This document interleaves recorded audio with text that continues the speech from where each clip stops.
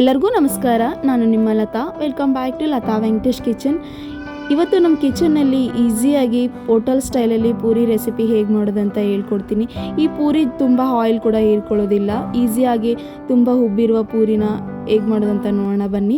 ಅದಕ್ಕಿಂತ ಮುಂಚೆ ಯಾರಾದರೂ ಹೊಸದಾಗಿ ನೋಡ್ತಾ ಇದ್ದೀರಿ ನನ್ನ ಚಾನಲ್ನ, ಪ್ಲೀಸ್ ಸಬ್ಸ್ಕ್ರೈಬ್ ಮಾಡಿ, ಶೇರ್ ಮಾಡಿ. ಹಾಗಾದರೆ ಹೇಗೆ ಮಾಡೋದಂತ ನೋಡೋಣ ಬನ್ನಿ.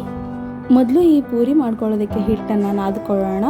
2 ಕಪ್ ಆಗೋಷ್ಟು ಗೋಧಿ ಹಿಟ್ಟು ತೊಗೊಂಡಿದ್ದೀನಿ ನಾನು. ನಿಮಗೆ ಆಪ್ಷನ್ 1 ಕಪ್ ಆಗೋಷ್ಟು ಗೋಧಿ ಹಿಟ್ಟು, 1 ಕಪ್ ಆಗೋಷ್ಟು ಮೈದಾ ಹಿಟ್ಟು ಬೇಕಾದರೆ ತೊಗೊಳ್ಳಿ. ನಾನಾದರೆ 2 ಕಪ್ ಆಗೋಷ್ಟು ಗೋಧಿ ಹಿಟ್ಟು ತೊಗೊತಾ ಇದ್ದೀನಿ. ಗೋಧಿ ಹಿಟ್ಟು ಹಾಕೋದ್ರಿಂದ ತುಂಬ ಆಯಿಲ್ ಕೂಡ ಹೀರ್ಕೊಳ್ಳೋದಿಲ್ಲ, ತುಂಬ ಸಾಫ್ಟಾಗಿ ತುಂಬ ಚೆನ್ನಾಗಿ ಬರುತ್ತಂತ ಅಷ್ಟೇ. ಈಗ 1-2 ಕಪ್ ಆಗೋಷ್ಟು ಗೋಧಿ ಹಿಟ್ಟು ಹಾಕಿದ್ದೀನಲ್ವ, ಇದಕ್ಕೆ 1 ಟೇಬಲ್ ಸ್ಪೂನ್ ಆಗೋಷ್ಟು ಸೋಜಿ ರವೆ ಹಾಕ್ತಾಯಿದ್ದೀನಿ. ಉಪ್ಪಿಟ್ಟು ಮಾಡ್ತೀವಲ್ವ ನಾವು, ಸಣ್ಣ ರವೆ, ಅದು ಹಾಕ್ತಾಯಿದ್ದೀನಿ. ಈ ರವೆ ಹಾಕೋದ್ರಿಂದ ತುಂಬ ಕ್ರಿಸ್ಪಿಯಾಗಿ ಬರುತ್ತಂತ ಅಷ್ಟೇ. ಈ ಪೂರಿ ಸ್ವಲ್ಪ ಗೋಲ್ಡನ್ ಕಲರ್ ಬರೋದಕ್ಕೆ 1/2 ಟೇಬಲ್ ಸ್ಪೂನ್ ಆಗೋಷ್ಟು ಅರಿಶಿಣ ಪುಡಿ ಹಾಕ್ತಾ ಇದ್ದೀನಿ. ಈಗ ರುಚಿಗೆ ತಕ್ಕಷ್ಟು ಉಪ್ಪು ಹಾಕ್ಕೊಳ್ಳಿ. 1 ಟೇಬಲ್ ಸ್ಪೂನ್ ಆಗೋಷ್ಟು ಉಪ್ಪು ಹಾಕ್ಕೊಂಡಿದ್ದೀನಿ ನಾನು. ಈಗ ಚೆನ್ನಾಗಿ ಮಿಕ್ಸ್ ಮಾಡ್ಕೊಳ್ಳಿ. ನಾವು ಸ್ವಲ್ಪ ಅರಿಶಿಣ ಪುಡಿ ಹಾಕಿದ್ದೀವಲ್ಲ, ಹಾಗಾಗಿ ಈಗ ಚೆನ್ನಾಗಿ ಮಿಕ್ಸ್ ಮಾಡ್ಕೊಳ್ಳಿ. ಈಗ 1 ಕಪ್ ಆಗೋಷ್ಟು ನೀರು ತೊಗೊಂಡಿದ್ದೀನಿ. ಅದಕ್ಕೆ 1/2 ಟೇಬಲ್ ಸ್ಪೂನ್ ಆಗೋಷ್ಟು ಸಕ್ಕರೆ ಹಾಕ್ತಾ ಇದ್ದೀನಿ. ಸ್ವಲ್ಪ ಚೆನ್ನಾಗಿ ಮಿಕ್ಸ್ ಮಾಡ್ಕೊಳ್ಳಿ. ಸಕ್ಕರೆ ಹಾಕೋದ್ರಿಂದ ಟೇಸ್ಟ್ ಅಂತೂ ತುಂಬ ಚೆನ್ನಾಗಿ ಬರುತ್ತೆ, ಸ್ವಲ್ಪ ಬ್ಯಾಲೆನ್ಸ್ ಮಾಡುತ್ತೆ ಉಪ್ಪು ಎಲ್ಲ, ಅರಿಶಿಣ ಪುಡಿ ಎಲ್ಲ, ಹಾಗಾಗಿ ಹಾಕ್ತಾ ಇದ್ದೀನಿ ನಾನು. ಈಗ ಆಪ್ಷನ್ ನಿಮಗೆ ಇಷ್ಟ ಇದ್ದರೆ ಸಕ್ಕರೆ ಹಾಕ್ಕೊಳ್ಳಿ, ಇಲ್ಲಾಂದರೆ ಸ್ಕಿಪ್ ಮಾಡ್ಕೊಳ್ಳಿ. ಈಗ ಚೆನ್ನಾಗಿ ಮಿಕ್ಸ್ ಮಾಡ್ಕೊಳ್ಳಿ. ಸೇಮ್ ನಾವು ಚಪಾತಿ ಹಿಟ್ಟನ್ನ ಹಾಕ್ತೀವಲ್ಲ, ಅದೇ ಥರ ಚೆನ್ನಾಗಿ ಮಿಕ್ಸ್ ಮಾಡ್ಕೊಳ್ಳಿ. ಸ್ವಲ್ಪ ಗಟ್ಟಿಯಾಗಿ ಮಾಡ್ಕೊಳ್ಳಿ ಚಪಾತಿ ಹಿಟ್ಟಿಗಿಂತ.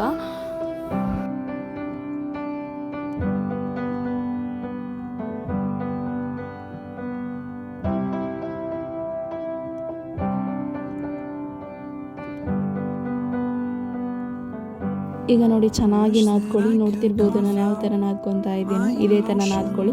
ಸ್ವಲ್ಪ ಗಟ್ಟಿಯಾಗಿ ನಾದ್ಕೊಳ್ಳಿ. ಗಟ್ಟಿಯಾಗಿ ನಾದ್ಕೊಳ್ಳೋದ್ರಿಂದ ಪರ್ಫೆಕ್ಟಾಗಿ ಬರುತ್ತೆ ಪೂರಿ ಅಷ್ಟೇ. ಈಗ ನೋಡಿ ಪರ್ಫೆಕ್ಟಾಗಿ ರೆಡಿ ಆಗಿದೆ. ನೋಡಿ ನಾನು ಬ್ರಷ್ ಮಾಡಿ ತೋರಿಸ್ತಾ ಇದ್ದೀನಿ ಎಷ್ಟು ಗಟ್ಟಿಯಾಗಿ ನಾದ್ಕೊಂಡಿದ್ದೀನಿ ಅಂತ.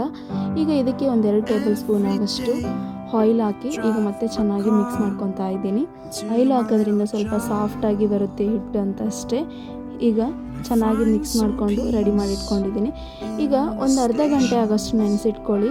ಈಗ ಟೈಮ್ ಇಲ್ಲ ಅಂದರೆ ಒಂದು 10 ನಿಮಿಷ ಆದರೂ ನೆನೆಸಿಡಿ. ಇಲ್ಲ ಅಂತ ನೆನೆಸಿಡೋದ್ರಿಂದ ಪೂರಿ ಪರ್ಫೆಕ್ಟಾಗಿ ಬರುತ್ತಂತ ಅಷ್ಟೇ.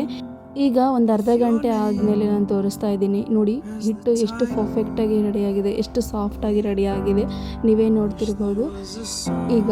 ಈಗ ಇದನ್ನು ಚೆನ್ನಾಗಿ ಮತ್ತೊಂದು ಸಲ ನಾದ್ಕೊಳ್ಳಿ. ಈಗ ಈ ಹಿಟ್ಟನ್ನು 1-2 ಭಾಗವಾಗಿ ಮಾಡ್ಕೊತಾ ಇದ್ದೀನಿ ನಾನು. ಒಂದು ಸಿಲಿಂಡರ್ ಶೇಪ್ ಮಾಡ್ಕೊಳ್ಳಿ. ಈಗ ನೋಡಿ ನಾನು ಯಾವ ಥರ ಮಾಡ್ತಾಯಿದ್ದೀನೋ ಸೇಮ್ ಅದೇ ಥರ ಸಿಲಿಂಡರ್ ಶೇಪ್ ಮಾಡ್ಕೊಳ್ಳಿ. ಈ ಥರ ಮಾಡ್ಕೊಳ್ಳೋದ್ರಿಂದ ಈಸಿ ಆಗುತ್ತೆ ಕೆಲಸ, ಎಲ್ಲ ಒಂದೇ ಸೈಜ್ ಬರುತ್ತೆ ಅಂತ ಅಷ್ಟೇ. ಈಗ ನೋಡ್ತಿರ್ಬೋದು ನಾನು ಯಾವ ಥರ ಮಾಡ್ತಾಯಿದ್ದೀನಿ, ಸೇಮ್ ಇದೇ ಥರ ಮಾಡ್ಕೊಳ್ಳಿ. ಚಪಾತಿ ಹಿಟ್ಟಿಗಿಂತ ಒಂದು ಸ್ವಲ್ಪ ಸಣ್ಣ ಸೈಜ್ ಮಾಡ್ಕೊಂಡಿದ್ದೀನಿ. ಈಗ ಇದನ್ನು ಚೆನ್ನಾಗಿ ರೌಂಡ್ ಶೇಪ್ ಮಾಡ್ಕೊಳ್ಳಿ. ಈಗ ನೋಡಿ ಯಾವ ಸೈಜಲ್ಲಿ ಮಾಡ್ಕೊಂಡಿದ್ದೀನೋ ಸೇಮ್ ಇದೇ ಥರ ಎಲ್ಲ ರೆಡಿ ಮಾಡಿ ಇಟ್ಕೊಳ್ಳಿ. I'm so backwards and upside down. I'm such a clown, but I've got no frown on my little face. ನಾನು ಸ್ವಲ್ಪ ಡಸ್ಟಿಂಗ್ ಪೌಡರ್ಗೋಸ್ಕರ ಗೋಧಿ ಹಿಟ್ಟನ್ನೇ ತಗೊಂಡಿದ್ದೀನಿ. ಆಪ್ಷನಲ್ ಮೈದಾ ಹಿಟ್ಟು ಬೇಕಾದರೂ ತಗೊಳ್ಳಿ. ಈಗ ನಾನು ಗೋಧಿ ಹಿಟ್ಟನ್ನು ತಗೊಂಡಿದ್ದೀನಿ. ಸೇಮ್ ನಾವು ಚಪಾತಿ ಯಾವ ಥರ ಮಾಡ್ಕೊತೀವೋ ಅದೇ ಥರ ಮಾಡ್ಕೊಳ್ಳಿ. ಸ್ವಲ್ಪ ದಪ್ಪ ಮಾಡ್ಕೊಳ್ಳಿ ಅಷ್ಟೇ. ಈಗ ನೋಡಿ ಸ್ವಲ್ಪ ಹಿಟ್ಟು ಹಾಕಿ ಈಗ ನಾನು ಸ್ವಲ್ಪ ಜಾಸ್ತಿ ಪ್ರೆಸ್ ಮಾಡೋಕ್ಕೆ ಹೋಗ್ಬೇಡಿ, ಸಾಫ್ಟಾಗಿ ಪ್ರೆಸ್ ಮಾಡ್ಕೊಳ್ಳಿ. ಜಾಸ್ತಿ ಪ್ರೆಸ್ ಮಾಡಿದ್ರೆ ಚೆನ್ನಾಗಿ ಉಬ್ಬಲ್ಲ. ಈಗ ತುಂಬ ಪ್ರೆಷರ್ ಹಾಕೋಕ್ಕೆ ಹೋಗಬೇಡಿ. ಈಗ ನಾನು ಯಾವ ಥರ ಮಾಡ್ತಾಯಿದ್ದೀನಿ ನೋಡ್ತಿರ್ಬೋದು, ಸೇಮ್ ಇದೇ ಥರ ಮಾಡ್ಕೊಳ್ಳಿ. ಈಗ ನೋಡಿ ಎಷ್ಟು ಪರ್ಫೆಕ್ಟಾಗಿ ಬರ್ತಾ ಇದೆ ಅಲ್ಲ. ನೋಡಿ ನಾನು ಯಾವ ದಪ್ಪ ಮಾಡ್ಕೊಂಡಿದ್ದೀನೋ ಸೇಮ್ ಅದೇ ಸೈಜಲ್ಲಿ ಎಲ್ಲ ಇದೇ ಥರ ರೆಡಿ ಮಾಡಿ ಇಟ್ಕೊಳ್ಳಿ. ನಾನು ಇನ್ನೊಂದು ತೋರಿಸ್ತಿದ್ದೀನಿ ನೋಡಿ. ಸ್ವಲ್ಪ ಹಿಟ್ಟು ಹಾಕ್ಕೊಳ್ಳಿ. ಈಗ ಚೆನ್ನಾಗಿ ತಟ್ಟಿಸ್ಕೊಳ್ಳಿ. ಈಗ ನೋಡ್ಕೊಳ್ಳಿ, ಜಾಸ್ತಿ ಪ್ರೆಷರ್ ಹಾಕೋಕ್ಕೆ ಹೋಗಬೇಡಿ, ಸ್ವಲ್ಪ ಪ್ರೆಷರ್ ಹಾಕಿ ಚೆನ್ನಾಗಿ ಲಟ್ಟಿಸ್ಕೊಳ್ಳಿ.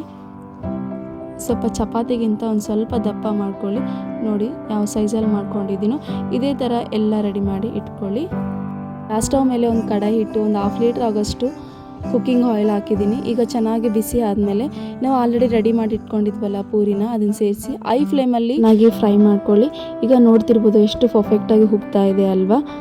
ಈಗ ನೋಡಿ, ಈಗ ಮತ್ತೆ ಚೆನ್ನಾಗಿ ಟರ್ನ್ ಮಾಡ್ಕೊಳ್ಳಿ. ಈಗ ನೋಡಿ ಎಷ್ಟು ಕಲರ್ ಚೇಂಜ್ ಆಗಿ ಎಷ್ಟು ಪರ್ಫೆಕ್ಟಾಗಿ ರೆಡಿಯಾಗಿದೆ. ಸೇಮ್ ಇದೇ ಥರ ಎಲ್ಲ ಪೂರಿನೂ ರೆಡಿ ಮಾಡ್ಕೊಳ್ಳಿ. ಈಗ ನೋಡಿ ಚೆನ್ನಾಗಿ ಫ್ರೈ ಆಗಿದೆ. ಇದನ್ನು ತೆಗೆದು ಒಂದು ಪ್ಲೇಟ್ಗೆ ಹಾಕ್ಕೊಳ್ಳೋಣ. ಈಗ ಇನ್ನೊಂದನ್ನು ಹಾಕಿ ತೋರಿಸ್ತಾ ಇದ್ದೀನಿ ನೋಡಿ, ಎಷ್ಟು ಪರ್ಫೆಕ್ಟಾಗಿ ಉಬ್ತಾ ಇದೆ, ಎಷ್ಟು ಪರ್ಫೆಕ್ಟಾಗಿ ರೆಡಿಯಾಗಿದೆ ಪೂರಿನ ನಾನು ಆಲೂ ಕುರ್ಮಾ ಜೊತೆ ಸರ್ವ್ ಮಾಡ್ತಾ ಇದ್ದೀನಿ. ಆಲೂ ಕುರ್ಮಾ ಚಟ್ನಿಗೆ ಕಾಂಬಿನೇಷನ್ ಅಂತೂ ತುಂಬ ಚೆನ್ನಾಗಿರುತ್ತೆ, ಈಸಿಯಾಗಿ ಕೂಡ ಮಾಡ್ಕೊಬೋದು. ಆಲೂ ಕುರ್ಮಾ ರೆಸಿಪಿ ನನ್ನ ಚಾನಲಲ್ಲಿ ಸಿಗುತ್ತೆ, ಒಂದ್ಸಲ ಚೆಕ್ ಮಾಡ್ಕೊಳ್ಳಿ. ಪ್ಲೀಸ್ ಲತಾ ವೆಂಕಟೇಶ್ ಯೂಟ್ಯೂಬ್ ಚಾನಲ್ಗೆ ಸಬ್ಸ್ಕ್ರೈಬ್ ಮಾಡಿ, ಶೇರ್ ಮಾಡಿ. ಥ್ಯಾಂಕ್ ಯು ಸೋ ಮಚ್ ನಾನು ವಿಡಿಯೋ ನೋಡಿದ್ದಕ್ಕೆ. ಮತ್ತೆ ನೆಕ್ಸ್ಟ್ ವಿಡಿಯೋದಲ್ಲಿ ಸಿಗ್ತೀನಿ. Thank you.